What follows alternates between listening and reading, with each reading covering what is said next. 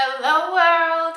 Welcome to my channel. My name is Shanay and I am a travel and lifestyle content creator. In today's video, I'm excited because I'm going to share a creative project with you that I started while I was a Peace Corps volunteer living in Morocco. This creative project involves creating leather goods. Never would I have believed or guessed that I would move to Morocco and start creating leather products. But it was an idea that I was able to start from a sketchbook and actually bring these products into real life. So I'm really excited to share the journey with you and to share the essential elements that I'm going to share in this video with you so that you can too take advantage of the opportunity to work with artisans from different countries and create products that you could bring to market one day.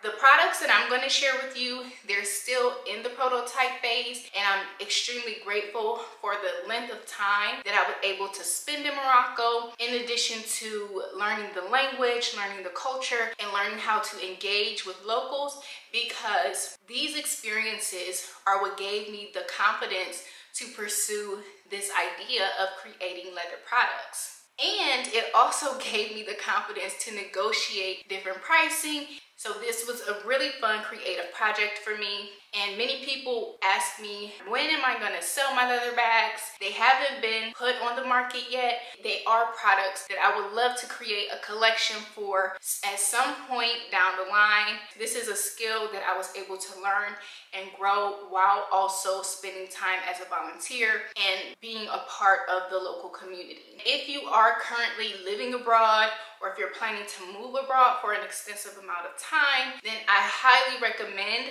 paying attention to some of the local artisanal products that are being made there, because these are potential businesses that you can start because you have access to them by living in these locations. This is what I recommend, and this is what I hope to do in the future. So I'm just sharing with you my personal experience. In this suitcase are some of the leather material that I purchased in Rabat and I purchased in Marrakesh. And before I left Morocco in 2020, I gave all of these items to Musa to hold for me, because I figured I would be back in the country and I would probably want to make something. So I left them with him. And by the time he came here in 2022, he brought all of the stuff with him. And so I'm so glad he did, because this just really brings back fond memories for me and how he and I worked together to actually create these products. I wanted to show you, before we get into the essential elements, the raw material. And all of these materials were sourced by me in Morocco. And I try to do my best to keep everything organized. You'll find different things, like these are leather pieces here inside of here.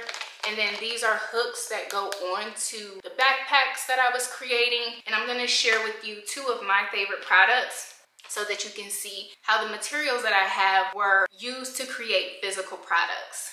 All of these containers include the hardware that I used and gave to the artisans to put the product together. So before I would even go to an artisan, I was sourcing all of the materials, from the zipper to the zipper puller, the rivets that held the bag together. I essentially sourced every piece of material that I needed in order to create these bags. I'm also going to show you the logos that I originally started with and the logo that I have today. Before we get into the hardware, I want to show you the material, because that's my favorite part about creating these other products, is being able to find the material. And all of this material, I found them in the Medinas in Morocco. Some in the Rabat Medina and some in the Marrakesh Medina. If you're living somewhere abroad, I would really take advantage of having that time to source the materials yourself versus working with artisans and having them source your material, because one, you want to make sure you're getting the quality that you prefer,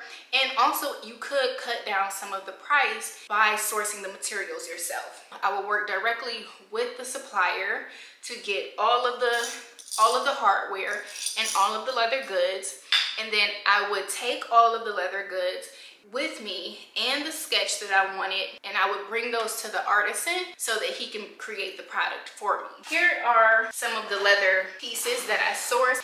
I learned a lot about the types of leather, working with calf leather versus cow leather, sheep leather, which leather is the best for the type of bag you want to create. With my particular designs, they were all square. What I would do is I would take advantage of the fact that I knew Moroccan Arabic, so I would speak to a lot of the shop owners. They would point me in a direction, and then I would go in that direction and continue to ask if I get lost. This is a piece of material that I use to make a bag, and I even have the tag still on it. Just as a reference, here are some other pieces of leather that are scrap pieces from products that I created. And the good thing about sourcing my own material is that I wasn't giving the artisan the entire sheet of leather. I was actually measuring out those pieces myself and giving them exactly what they needed, because I wanted to make sure that I was able to retain that extra material so that I can create something else in the future.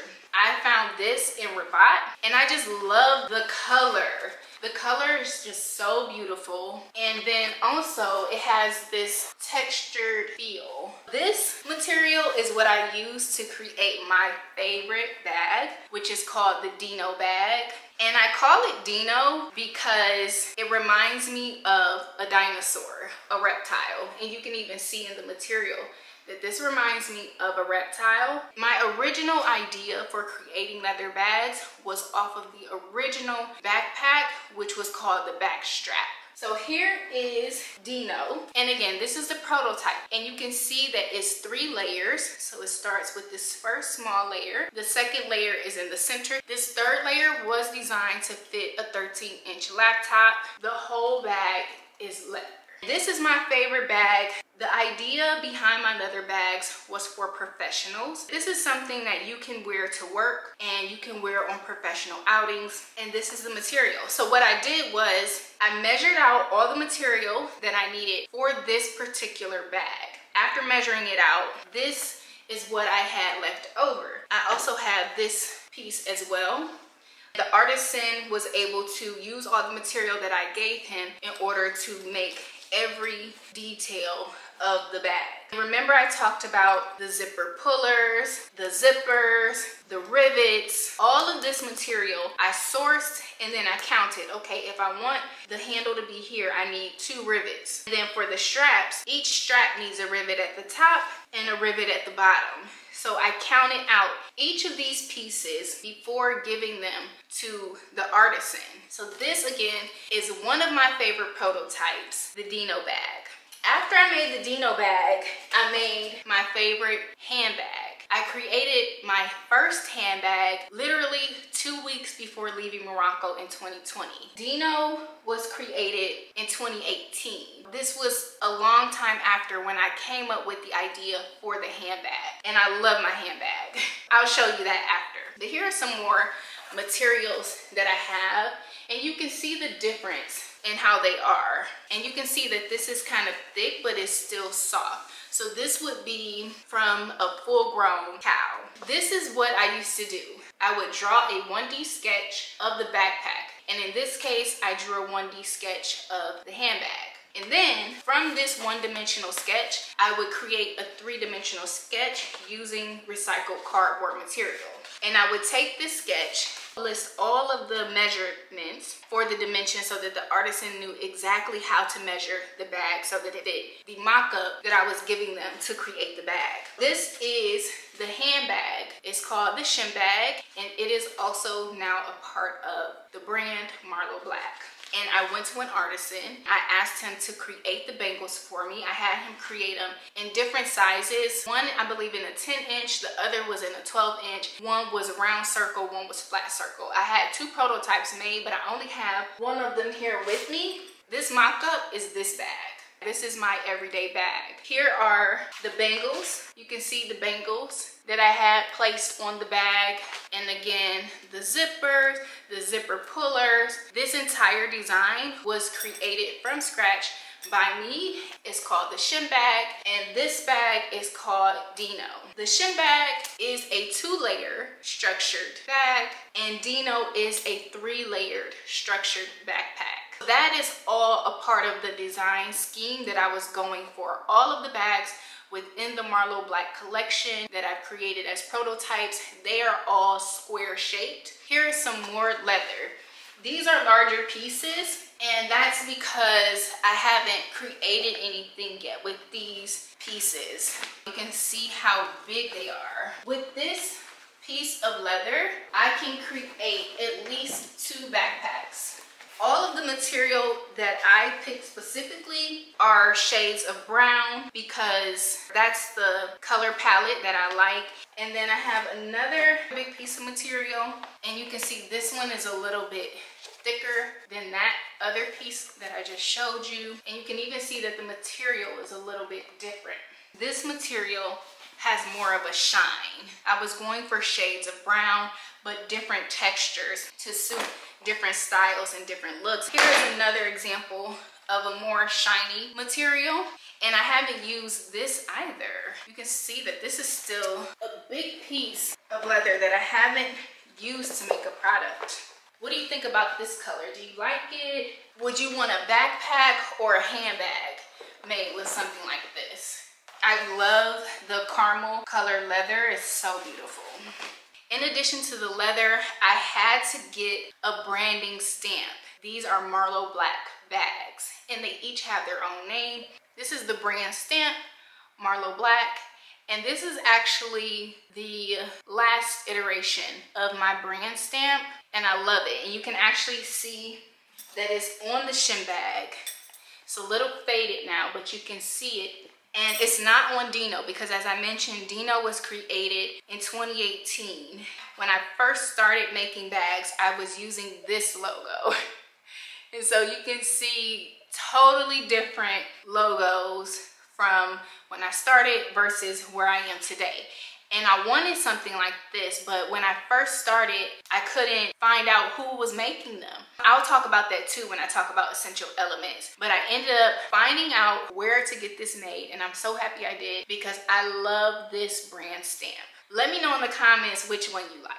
Here is the zippers. Another reason why I decided to go with neutral colors is because that gives more of a sophisticated look, and it can be paired with a lot of different outfits. So these zippers are on the more expensive side when it comes to the zippers that were available, and that's because this is brass. And I wanted to make sure that I was using good quality because when it comes to leather, leather is good quality, and I wanted to make sure that all of my finishings were good quality. So all of the hardware that I chose is brass. When I got the zippers, I didn't realize that zippers and the zipper puller was 2 separate things. And that's why it's always fun to be able to source the material. So that way, you know what you're getting into, you know what your supply chain looks like, and you have a better cost control over what's going on when it comes to creating your product. This is not the case for every product, but take advantage of living abroad and creating products while you're abroad. Here's the zipper that I used for Dino. I didn't buy as much of this material because I only have 1 green sheet of leather. In Morocco, I had to buy it by the meter. So I would buy probably 3 meters. And then with the brown zippers, I bought more because I have more material that will go with that. Still looking for the zipper puller. Here's one. So this is what a zipper puller looks like. The zipper puller is attached to the zipper, and that's how you open and close the bag. You can see that the shin bag has 2 layers. There's a zipper puller for this layer, and there's a zipper puller for this layer.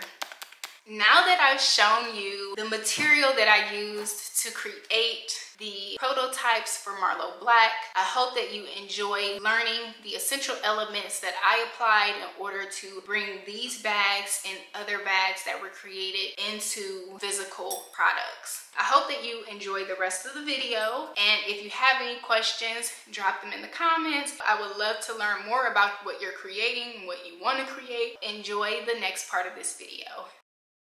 Today, I am spilling all of my secrets on how I built a product while living abroad. Let's get into it. Before we do, subscribe to my channel, like this video, share it, and hit the notification bell so that you are notified every time I upload a video. The first essential element to starting a product-based business is to write down your ideas so that it's clear what it is that you want. What type of product do you want to design? And just bullet point. This product product should have these specific qualities or characteristics. Marlo Black is a designer handbag and backpack brand. And when I first started, I said that I wanted to design backpacks for men, backpacks for women, purses, and anything that had to do with designing leather goods. It was too broad for me to take on as the first step in creating the actual product. And so I pulled myself back and I said, okay, let's focus on one product within the handbag and backpack industry. I thought that it would be great to focus just on backpacks. So that was what helped me draw back and really allow me to flourish on the idea of developing one product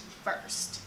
The next essential element is to ask questions, and you can do this by going right to Google. You also want to ask questions to people that are in the industry. For example, I got in contact with some manufacturers. I even went to some shops because here in Morocco is an artisan country and it's known for designing leather goods. In fact, we have two of the largest tanneries here in Morocco, one in Fez and one here right in Marrakesh where I'm living. I went right to the markets where they make them and I asked some of the store owners, how much would it cost to make a bag like this? How much would it cost to sell a bag like this? What does it take for me to find the products? I went into a shop where I had purchased products from before. They were able to give me a little bit of information. Another form of asking questions is to do market research. When I first started, I made a Google form and I sent it out to everyone in my LinkedIn contact and said, I'm working for a consumer goods company and I would love your feedback. In this questionnaire, I asked people, would you prefer a backpack or a briefcase when you go to and from work? If so, why? What are some of the essential elements that you need when it comes to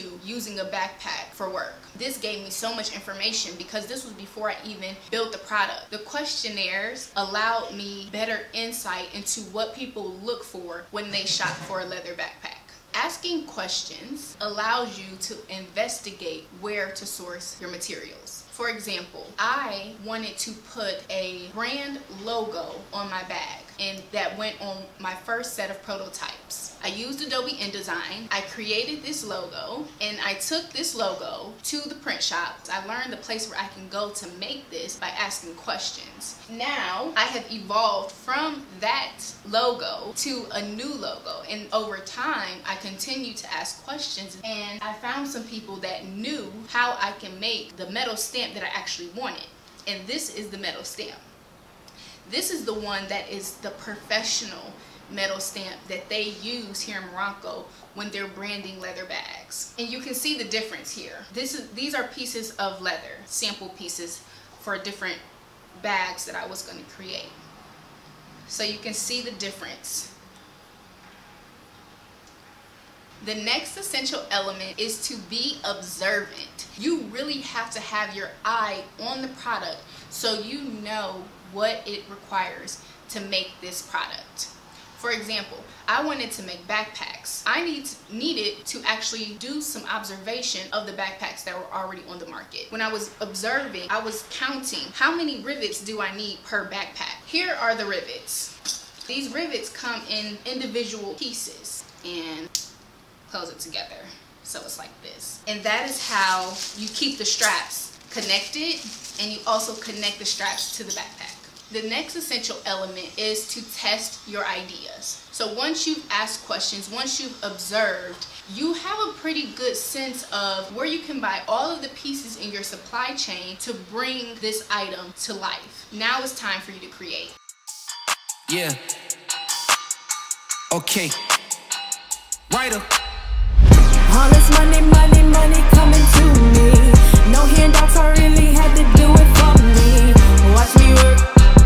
Watch me work, watch me work, get out the dirt.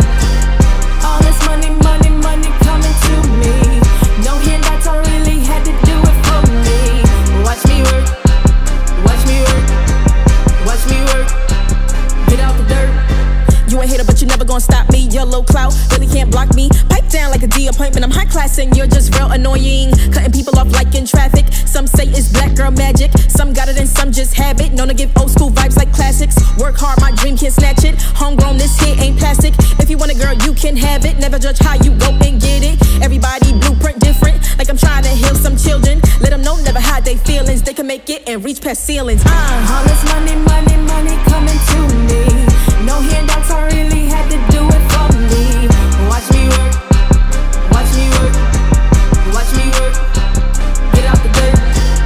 All this money, money, money coming to me. No handouts, I really had to do it for me. Watch me work, watch me work, watch me work.